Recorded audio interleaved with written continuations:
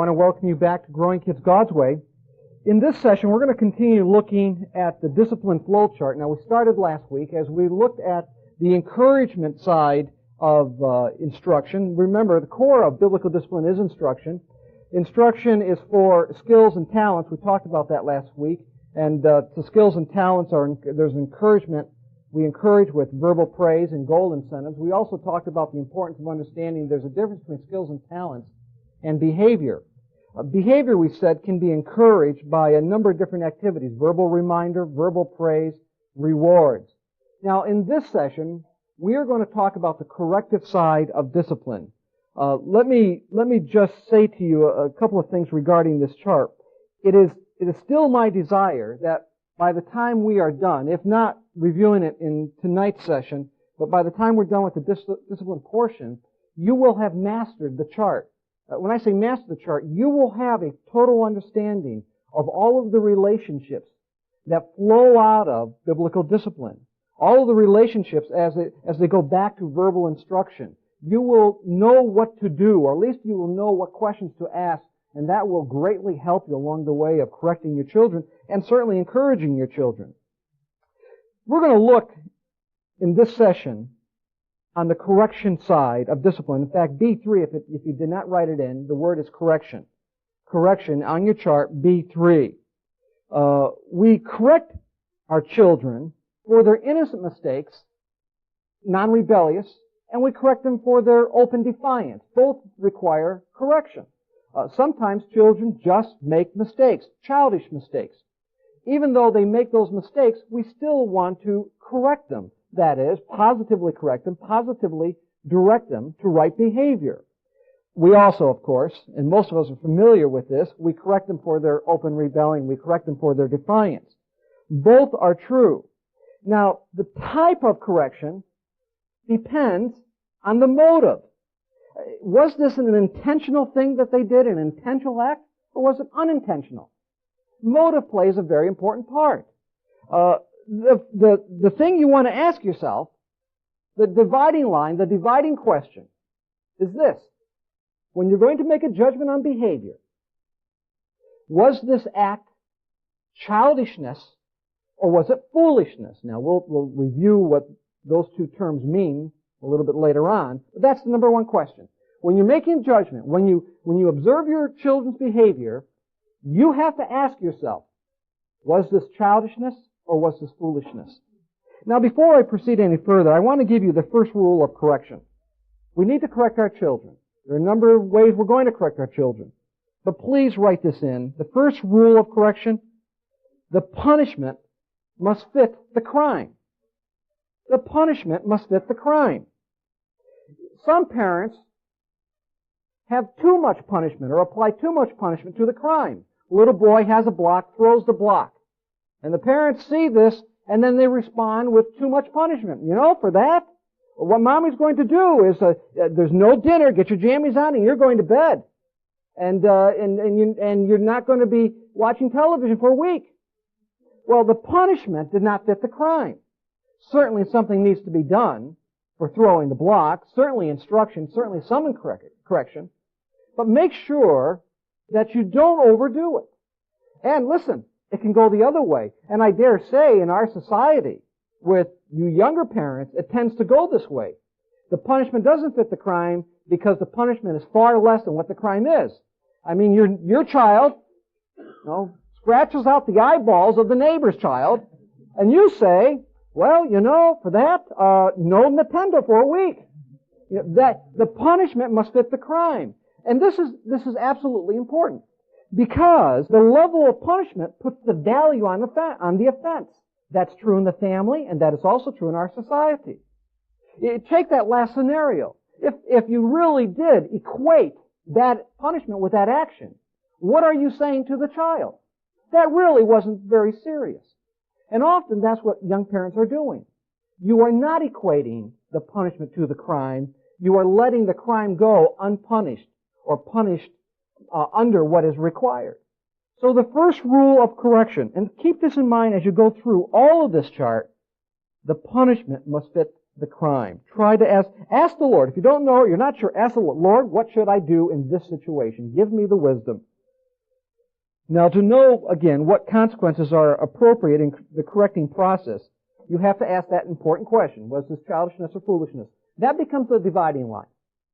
Was it childishness or foolishness? Now let's move over to box B4. If you would write in there, we'll pick up with childishness. Write in the word childishness. Box B4, childishness. And while you're at it, box B5, write in foolishness. Foolishness. This is the division. This is going to determine, okay, what do I do? What are the applied consequences? Childishness, remember, is innocent immaturity. It's the non-rebellious mistakes our children make. They will make plenty of them. Foolishness is associated with defiance. Foolishness is disobedience. Foolishness is the choice to do wrong, the choice not to obey. That's what foolishness is. We're going to first look at childishness, and if the behavior is childish behavior, okay, it needs correction. What do I do? How do I correct childish behavior?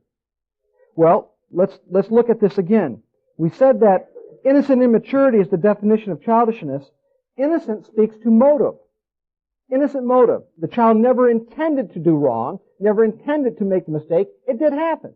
And we need to deal with that. Not all wrong behavior has its roots in rebellion, folks. Not all wrong behavior has its roots in rebellion. But all wrong behavior needs correcting. Sometimes, once again, children make mistakes just because they're children. It wasn't with evil intent. It wasn't with a rebellious heart. They just made a mistake. Now, if we're going to correct a child's childishness, we're going to start with box C1. Write in the word admonishment. Admonishment. Admonishment means to put into the mind. Admonishment means to warn the child. It's a warning. That is what Eli, the priest, failed to do with his sons in 1 Samuel 2:24, and you know the calamity that was brought on that family and all of the generations that proceeded from that family. Now, the first step in correcting childish behavior begins with a warning, begins with admonishment. For example, Nathan left his bicycle on the front lawn. Now, Nathan's been a good kid. He's put his bike on the side of the house like his dad has said. But one time, Nathan was so excited he left his bike on the front lawn. His dad comes home. And his dad sees that bike on the front lawn. Now, did Nathan do it out of rebellion? No. It was a childish mistake. He could have known better. Yes, possibly. But in our scenario, he left the bike on the front lawn, not characterized by it. The first thing we do, the first thing his dad's going to do is admonish or warn Nathan. Nathan, your bicycle needs to be on the side of the house. This is a very dangerous neighborhood in terms that your bike may not be there in 5 minutes. You need to put your bike on the side of the house. That's the first thing. Childishness, it was a mistake, not intentional in terms of rebellious activity, so we're going to warn the child.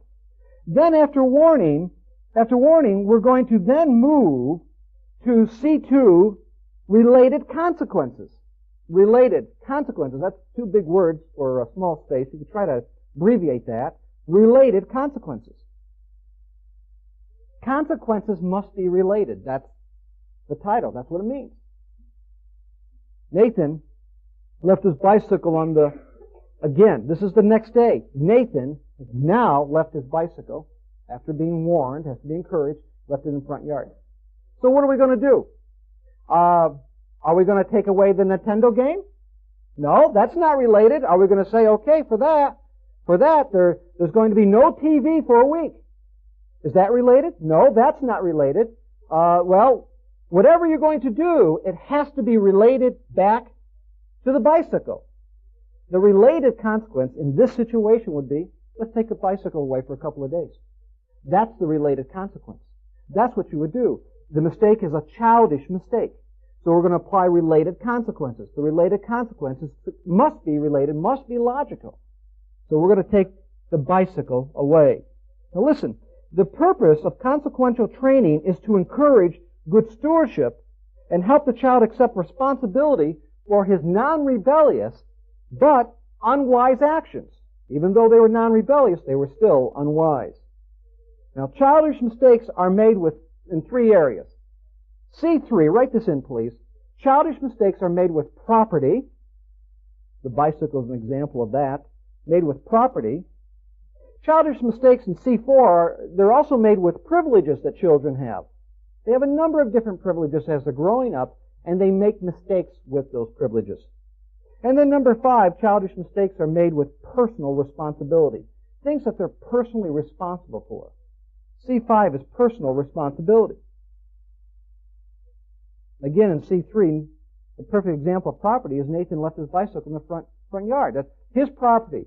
The goal is to teach him to be a good steward. Now, someone's going to say, but wait a minute. Is that not disobedience? Well, we're going to get into that because you have to look at the context of the situation and the characterization of behavior. You know, a perfect example of disobedience in this case would be if his father said to him, Nathan, I want you to go to the front yard and I want you to bring your bicycle right now to the side of the house. And if Nathan chooses not to do that, then that is disobedience. That is rebellion. That is foolishness. But in the scenario we gave you, we're talking about childishness, innocent immaturity. Now, when we look at childish mistakes that are made with property, we still have to learn to be good stewards of property. When we're looking at privileges, for example, the little girl, little Cheryl, she enjoys feeding the blue jays. And her mother let her break the peanut shells out on the grass and feed the blue jays. Throw some peanuts out and the blue jays will come and eat them. So she asked her mom if she can do it, but her mom said, look, you can do it, Cheryl, but I don't want you to be breaking the peanut shells on the patio like you did last week. And so a few moments goes by, a few minutes goes by, Cheryl's out feeding the blue jays, mom goes out to check on her, and what does she find? She finds peanut shells on the patio. Now, what are we going to do? The consequence has to be related. The most appropriate way to help this little girl learn from her actions, from the instructions given, was to take away the privilege. It's really that easy. Take away the privilege. You know, you had the privilege of feeding the blue jays, but you were not responsible with your privilege. Therefore, you lose the privilege. That is related consequence. With personal property, I want to draw your attention back to either the last session or one before, I guess 2 sessions ago, when I talked about Amy, when the kids used to play hide and seek and she was running in the house looking for a place and it was childish behavior, no instructions were given, and Amy knocked over the lamp. Her foot caught the wire, the lamp came down. She knocked over the lamp, broke the lamp. Well, she had to be personally responsible for that. You know, we gave her some chores. She had to clean it up first. And we gave her some chores. Because restitution was part of this. She had to learn the relationship between work, labor, value, personal responsibility, and paying restitution. Helping to make things right. That's very important. It was definitely childish behavior. It was childish behavior related to personal responsibility. Correction still was needed. The correction was related to her mistake. So when we look at the childish side of this chart, we are talking about non-rebellious behavior. Again, the question you want to ask yourself, parents, is this. Is my child's actions foolishness or childishness? If it's childishness, then first there's a warning. If they do not heed the warning, then next they move to related consequences. Now listen, if they do not heed the related consequences after all the privileges are lost and everything, then they are moving into foolishness, and that's where we want to go right now. Foolishness. Foolishness. I want to remind you that a child is not acting childish if your child is disobedient. When you say, you know, Ryan, don't go into the kitchen, and Ryan goes in, you say, isn't he cute? He's just acting like a little child. Well, you're right, he is acting like a little child, but he's also acting foolish. He chose to disobey you. When you said, Nathan, don't throw the ball in the house, and Nathan flings it at you, you don't smile and say, isn't he cute? He must not understand me. Well, of course he understands you. That is foolishness. That is not childishness. If the foolishness is not corrected in the early years and in the middle years, folks, what you're going to end up with is a fool for a child. A fool. That's what the Bible tells us. And remember, it's not a matter of chance. It's either you will raise a fool or you will raise a wise son. Now, foolishness, by definition, foolishness is rebellion. Jot this down someplace. It is either active rebellion or passive rebellion. Both are, though, acts of rebellion. It's either active or passive. Active rebellion could be called direct defiance. Passive rebellion is indirect defiance. Let me give you some clear-cut examples of active rebellion. Disobedience, talking back, refusing to accept correction, refusing to follow instructions. That's pretty basic. That's rebellion. That's foolishness. That's defiance. Passive rebellion, though, here, let me list some of these and just smile at me if you know some children like this. Number one, pretending not to hear. Selective listening. They can hear the sound of the ice cream truck 10 miles away. But they can't hear Mommy just one room away. That's passive rebellion. Another one, number two, pleading ignorance to the obvious after being caught. In other words, they're pleading their case. There's jelly. You ask them, who took the jelly out? And I don't know. And there's jelly on their hands, there's jelly on their face, there's jelly on the wall, and there's jelly on the counter. And they say, well, I didn't do it, Mommy. That's passive rebellion. What is even more amazing is the moms and dads who say, I'm just not sure. My goodness. Number three, here's another one. This is very, very popular. Doing something good to get out of doing what is required. Doing something good to get out of doing something required. I had one father tell me recently, my daughter, I always thought, what a servant's heart. She would be the one that would always get down. I would have them there doing their homework, and the next thing I know, she's out checking the mail for her mother, and I thought, what a servant. Then I finally realized, after coming to your lesson, this kid, she loved to do good things to get out of doing what was required, because she knew she couldn't do bad things, and she knew she didn't want to do what she was doing, so she found a way to get out of what she was doing by doing good things. You know what that is? That's passive rebellion. And then one more. The child that constantly says, I forgot, Mommy. I forgot. Now, we all forget. And our children will forget. But the child that constantly says, oh, I forgot to do that. That is passive rebellion. See, the problem there is there's a failure to learn the lesson. He's not trying or she's not trying to learn, and so that's passive rebellion. Now listen, please. Once foolish behavior has been identified, in contrast to childish behavior, the job of the parent is to place it into one of three levels of offenses. Now, stay with me. I want to make sure you get this here. We're going to ask the question, was this childishness or foolishness? We have determined, we have identified, no, this is foolishness. It's met the criteria of foolishness by the biblical definition. Now we have to ask the question, okay, what type of offense is this? There are one of three offenses that have to be applied. You have to measure this. There are three levels. Please notice on your chart you have three levels of offenses. Please, three places to write this in. Now here's what you're going to do. You're going to look at the context of the moment and the circumstances behind the child's foolish actions. And you're going to make a determination, what kind of offense is this? Let me give you a hypothetical. Your son or your daughter has been characterized by first-time obedience. You would call and he will come and he'll say, yes, Mommy, and he's right there. He has a very contented heart when he does this. Now, one time you call him and he doesn't come. Or maybe two times you call him and he doesn't come. The law says justice. But the law also says fairness. So now what are you going to do? Well, we're going to classify this. Since the child is characterized by first-time obedience, this is a level 1 offense. You know what a level 1 offense is? It's a warning. This offense deserves a warning. It deserves admonishment, either word. It's a warning. My child isn't characterized by doing this, so therefore, even though, yes, it is absolutely rebellion, I'm only going to warn him for this. Or maybe it's new behavior. You're working now on new behavior, a new requirement, a new standard. And so when they don't match up, you will warn them. Yeah, it is an offense, but it's a level 1 offense. It's warning. It's the admonishment. Okay, now level 2, and I want to be very careful with this word, so stay with me. I struggle with this word, but there is a place for it. Level 2 is a timeout or reproof, / reproof. Timeout or reproof. I want to be cautious with this word. What are level 2 offenses? Level 2 offenses are those new but unacceptable behaviors that are, number 1, becoming more common. Becoming more common. Number 2, old habits reemerging. You thought you just had victory on this. And now all of a sudden, here comes this old habit.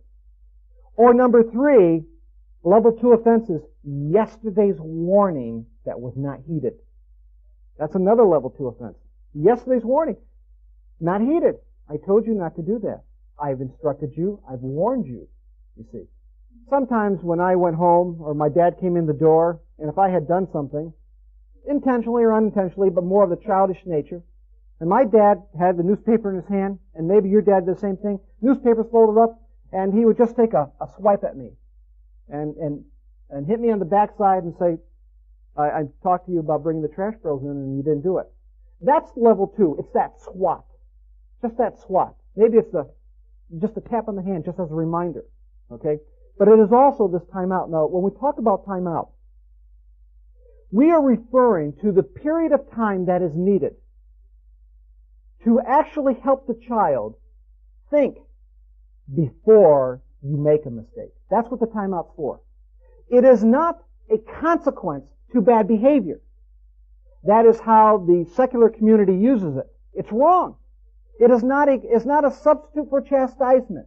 And oh, you did that. You hit your brother? Okay, let's do timeout. No, it's not that type of a punishment.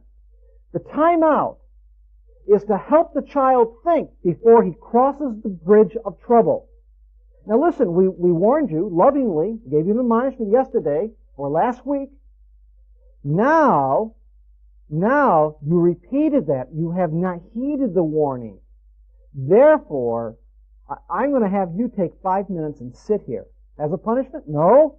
Sit here because I want you to think about your actions and the potential consequences that are going to come on you. That's the proper use of a timeout. It's always before the act, not after. It is not the substitute for chastisement or any other form of punishment. This is serious enough. Now, the level 2 offense means I'm going to take you out of what you're doing, out of your play, out of the time with the group, the other children, whatever it is. I'm going to take you away from the TV or whatever, and I'm going to have you sit. It is something more than just, hey pal, I need to warn you. It's more than that gentle reminder. In a sense, it's the verbal swap. We used to say back in those old days, we used to say, you're cruising. And some of you remember, you're cruising. And if you wanted that for bruising was the little cliche. You're cruising for a bruising. You know what that was? That's the equivalent of the timeout. That means, look, you're headed for trouble. Please, hear me. Hear the admonishment. Stop. All right? Now, folks, don't park here.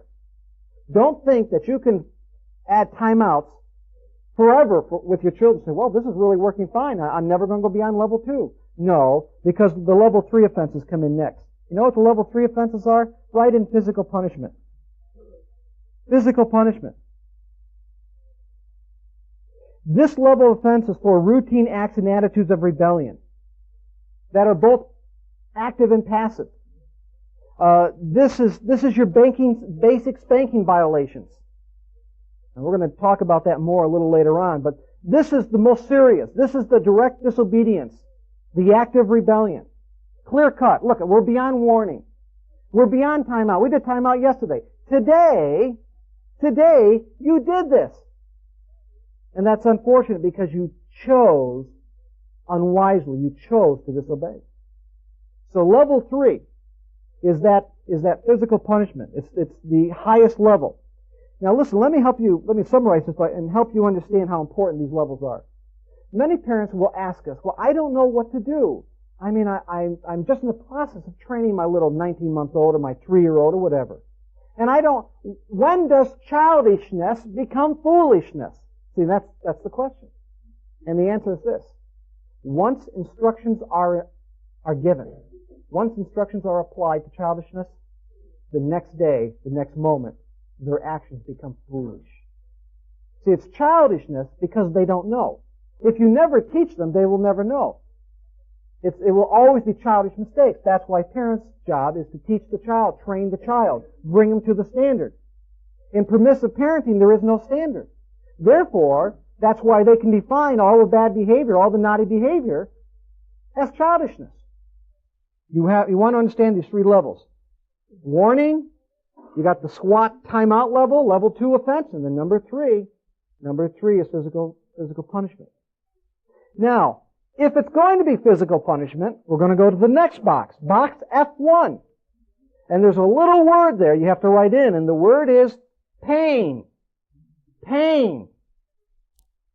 Pain goes in box F1. Punishment has one purpose.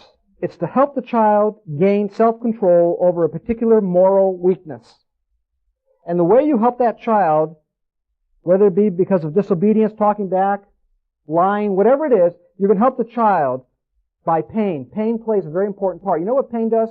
Pain, first of all, let me qualify this. Pain is a gift from God. I know that we don't think of that. We have a headache, we take an aspirin, the first thing we want is we want to get rid of the headache. Our arm is sore, or our muscles are sore, so we take some kind of medication to make us feel better. I'm sure when we're doing that, we don't say, oh, this is wonderful, Lord. Thank you so much for this pain. I understand that this is a gift. But it is. Pain is what God has given us to tell us there is something wrong. Something seriously wrong. Do you realize if God didn't give us pain, humanity would be wiped out in one generation because you can never survive. We would die of internal injuries never knowing that they were there if we had no pain. So pain really is a gift of God. It's a gift from God, and it serves a purpose. And in discipline with young children, it very definitely serves a purpose. It calls attention to a very serious situation. Now, pain in the correcting process will come by one of two ways. Either, here you go, get ready for the next box F2, it's going to come by natural consequences. Box F2, natural consequences. Or box F3, another two large words, structural consequences. Structural consequences. It's either going to be natural consequences or structural consequences. Let me define natural consequences right now. A little boy is running around on the concrete sidewalk while he and Mommy are waiting for the bus. And Mommy sees the big cracks and says to him, now listen, son, I want you to stop running. This is not a good place for you to run. And so he ignores Mommy's counsel and continues to run, and he trips and he falls and his knees are stinging and they're red and he's crying. Now, what should Mommy do? Should Mommy then say, well, you know, this is a level 3 offense, you were disobedient, there has to be pain, so when we get home, no.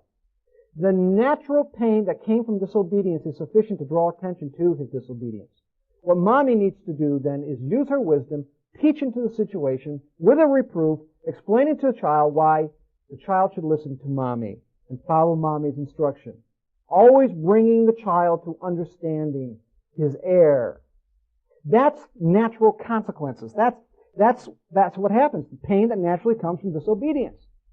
But unfortunately, pain doesn't always come from disobedience naturally. So when it doesn't, we have to structure consequences. We have to, in a sense, structure pain, and that's what we're going to do next. Structured consequences, box F3. When we talk about structured consequences, this means that you as the parent, you're going to have to now decide, how am I going to introduce pain into this child's life? When I say pain, I'm talking about controlled pain. So number one, this will be F4, write in the word, and I'm going to give you the biblical term, chastisement. Write in the word, chastisement. Pain comes by way of chastisement. The cultural term for chastisement is spanking. The biblical term is chastisement. And while we're at it, box number F5, you write in, isolation. That's another way of bringing about pain. Isolation is not the same thing as a timeout. Isolation, folks, is the result. It's not a warning. It's the result of bad behavior, the result of poor behavior. It's a consequence. The timeout should only be used for the warning, to help the child gain the self-control before he gets himself in trouble. Isolation is the result. And then also write in number 3, abbreviate it, punishment and logical consequences. However, you could abbreviate those three big words, punishment and logical consequences.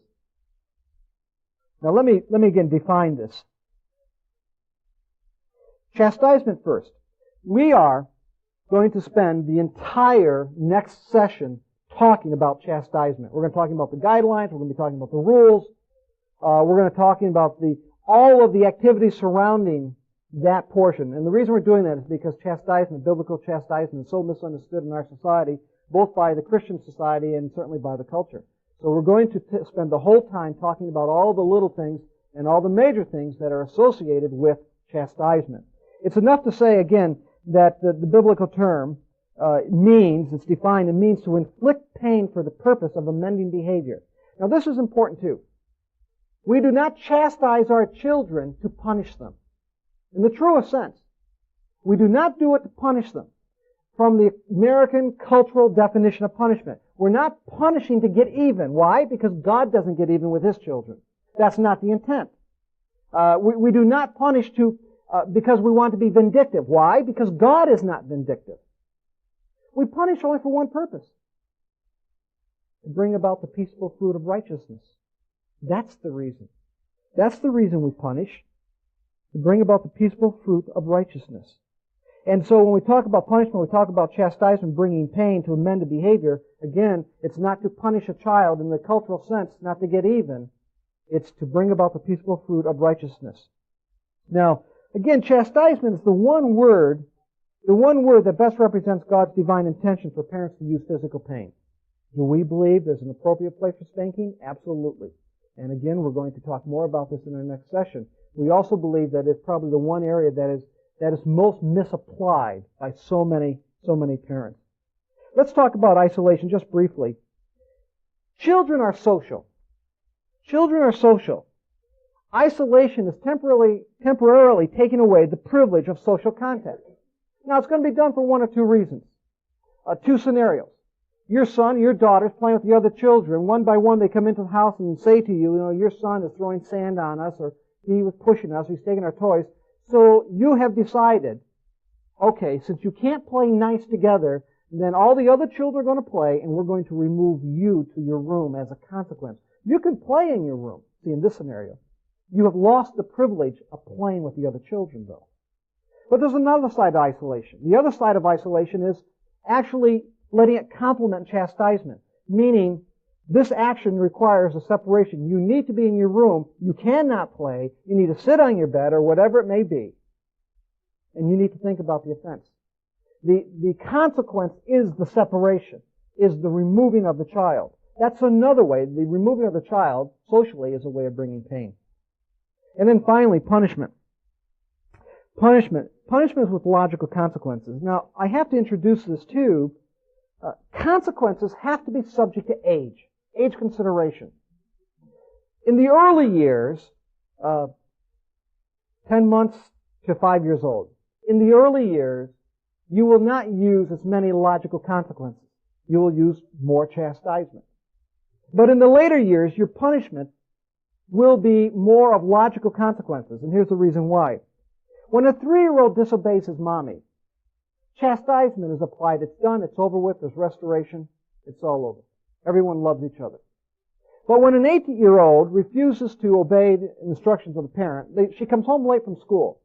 She was supposed to be home at 3 o'clock, come right home, and she decided, no, I'm not going to come home till later. And this is becoming a habit. If that's the case, would it be better to chastise her for her disobedience? Now, we're talking about a middle and upper age child. Would it be better to chastise her for her disobedience? Or could we find another consequence that would be more meaningful that will help the child? Remember, the purpose of discipline is to help the child become self-governing according to the moral principles, and a consequence has to be chosen that will best bring about that result. So when we're talking about a little guy, the chastisement is going to be the best consequence, but when we're starting to talk about the middle years, we may chastise, and that may be the most appropriate. But we may also use another form of correction, because sometimes the loss of a privilege means more. Mom, please spank me. No, I think losing the privilege is going to mean more to you. Or there could be a type of grounding, or taking away of the privilege. You see, this will mean more. Therefore, we have to include into the whole biblical discipline model the option of not spanking. Now, why would we spank? Well, we're going to spank for acts and attitudes of rebellion when we're on level 3 offenses. Okay? But not always. There will be structured consequences that may be in addition to chastisement. Structured consequences may be independent to chastisement. But you want to consider the circumstances, you want to consider the context of the moment, you want to consider the child's age when making those decisions. Again, predominantly, the younger children will receive chastisement, and what we are not saying is that those in the middle years will never receive chastisement. We are saying those in the middle years, there may be another option that would drive home the lesson better. And so that's when you ask the Lord to give you the wisdom to parent correctly. If you go home, study the principles that will come out of these two sessions, last session and this session, you will be so far ahead in terms of being able to understand how to rightly apply God's principles and how to truly motivate your child from the heart. Everything. Now we're going to be wrapping this up here, and there's going to be questions that are going to be coming that we're going to be covering. Anne-Marie and I, and Eric and Julie are going to be covering. We know the common questions, but we also know that everything in this chart, everything we have given you thus far, will answer your question. You know, you got this one job though. You have to think. I cannot think for you. I cannot come home. I would love to come home with you to visit. I cannot come home and live with you and tell you, okay, now this is what you do in this situation. Your duty as parents is to ask God for the wisdom to know how to parent correctly. You have to think. You know another thing? You can't be lazy. You can't be inconsistent. We're going to talk about this. What a frightening thing for a child to have a mother or a father that today the rule is here and the boundary's here, but tomorrow it's over here. I mean, you're playing like a schizophrenic yo-yo with a kid if he doesn't know where the boundaries are because you're inconsistent. What a rule is today has to be a rule tomorrow until the child is able to govern himself from within, and then the rule is on the heart and not on the outside.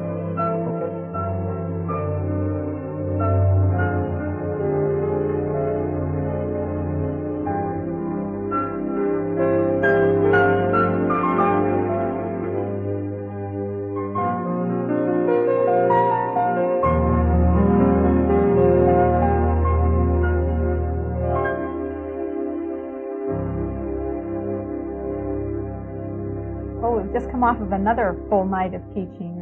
That was quite a bit of information. I just want to encourage you too as parents. You will learn to be able to apply the principles that are incorporated in this chart, all in due season with your own children and being able to answer those questions. Now, where are we?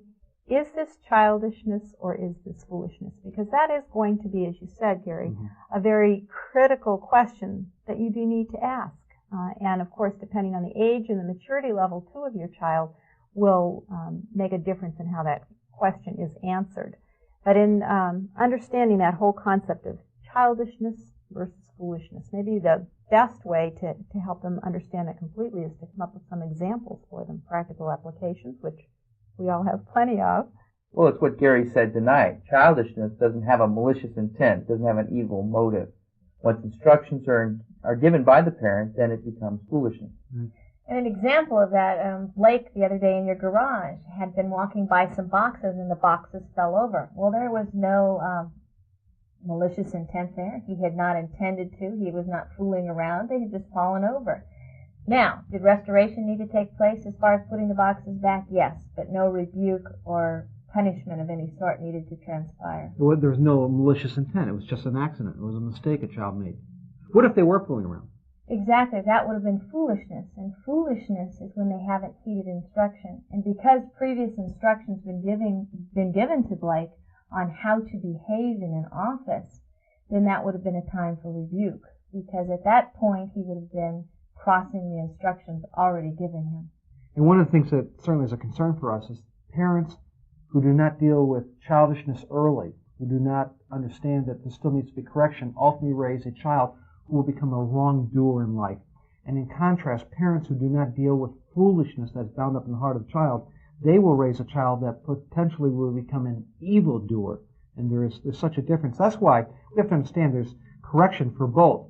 even though there's no malicious intent with childish behavior, we still need to correct to help the child overcome those simple everyday mistakes. Well, that's interesting. You should mention those two contrasts too. The issue with the wrongdoer is they've not ever been instructed in what the right thing to do is, so they end up doing wrong. That's that childishness. But for the person that has been instructed and has moved into foolishness and that's not being corrected, then they do evil because they know what the right is to do. Good verse is Ecclesiastes 8:11, to be reminded of what happens to a child when their evil deeds are not dealt with, and as they grow up, their heart becomes full of evil. Right. Well, I think hopefully we've got that concept of childishness versus foolishness down, and let's move along to the issue of admonishment. Going back to even last week's lesson, we're teaching our child to come. What is the process? I mean, you give the instruction, do you immediately move to correction through chastisement because the child has not followed that instruction right away? Well, like you were saying, it is a process that we're going through with our children.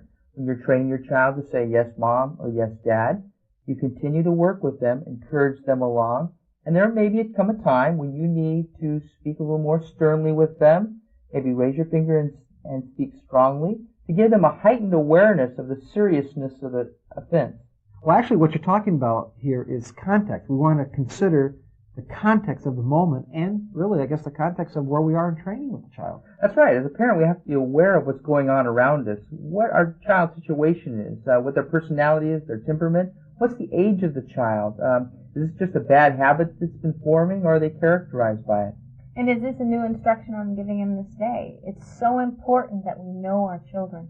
As Eric said, all those aspects, you have to know your child. Well, that's why we have developed and put down these 3 levels of offenses, because it's a tool. It's a tool to help you to know what consequence is most appropriate for this offense so that we don't end up exasperating our children. I think what way we were really led into this portion of our conversation is very often parents will give instructions, say, well, I gave it to you now, it's black and white. And 6 months down the road, if you've been doing it perfect, it's still black and white.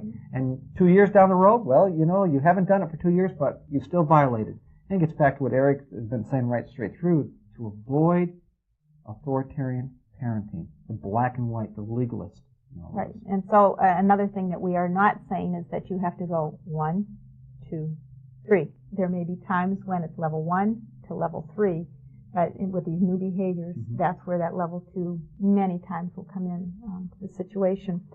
I'd like to use an example possibly of an older child, one more towards the middle years, and you're dealing with an issue that maybe one child is struggling with in their character, a sharp tongue, something which we can relate.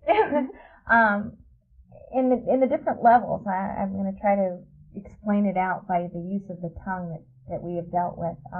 Brittany has had kind of an ongoing habit of using a sharp tongue. It's a lot of times not what she says, it's how she says it.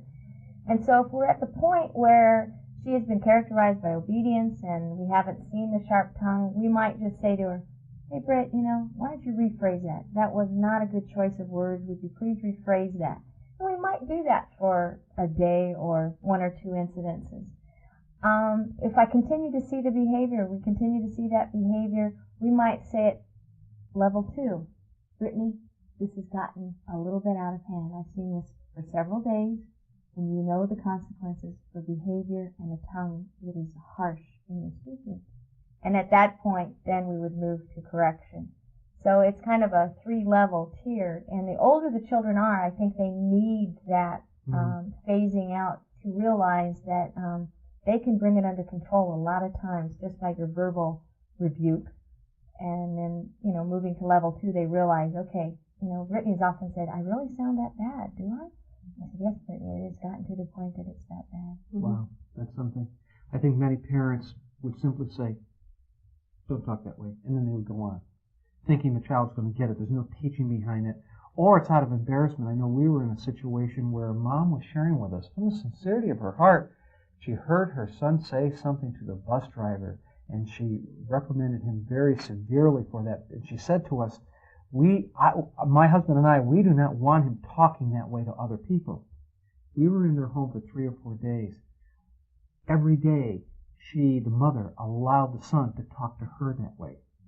She parented out of embarrassment. She parented for the moment, never realizing she would allow that same behavior that was offensive and embarrassing to her with a child in public.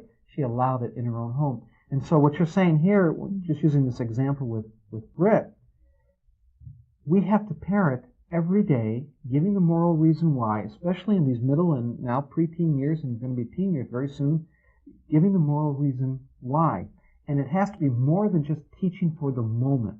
There has to be a moral purpose behind our teaching beyond embarrassment. And a lot of times we correct without giving that moral reason. I remember when we first corrected Brittany in her tongue, we would just say, as you said, that's not the way we talk. But we never took it.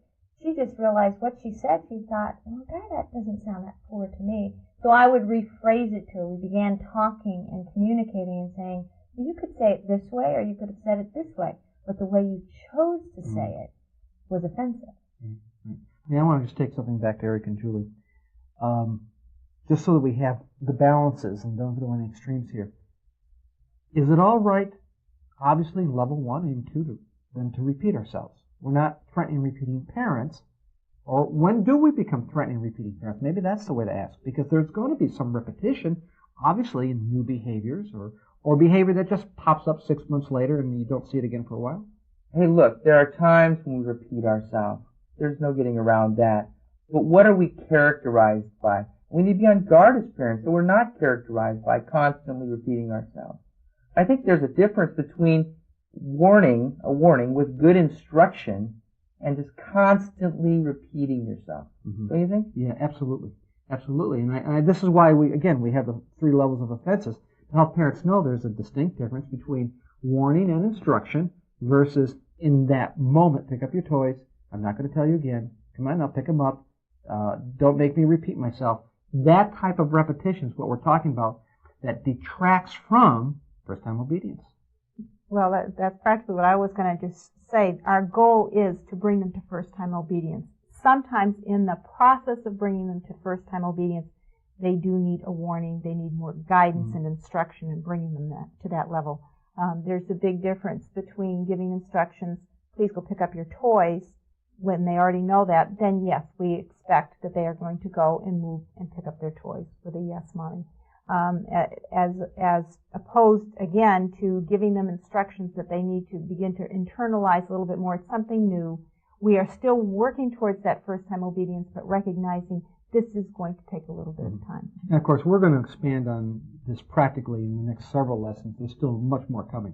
That's right, Gary. But there's one thing I'd like to stress, and that is, we've talked about the first 2 levels, the warning, the reproof, and we give those really as a balance, because the majority of a parent's discipline is going to happen in that 3rd level.